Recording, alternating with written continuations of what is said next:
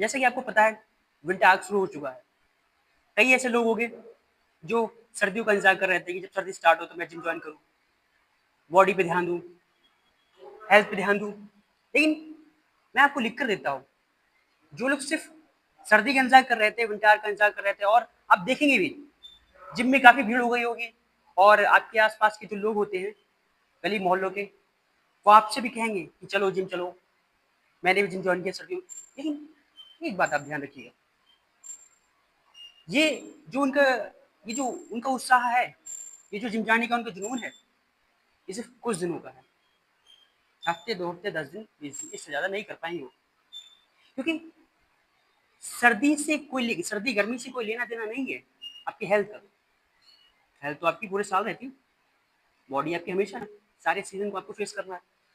तो हम सिर्फ सर्दी में ध्यान क्यों दें? आपके अंदर मोटिवेशन नहीं है किस चीज़ का, अपनी बॉडी को लेकर।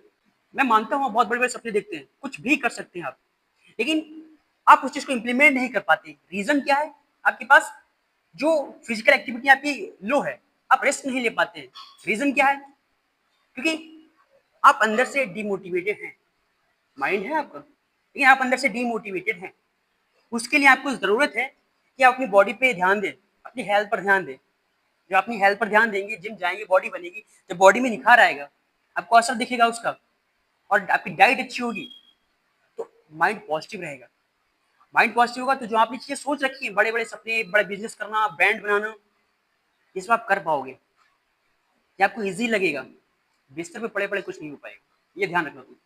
तुम सिर्फ़ फ़ोन पे बैठे-बैठे रील स्क्रॉल कर पाओगे। कुछ करना चाहते हो तो बाहर निकलो, बॉडी पे ध्यान दो अपनी।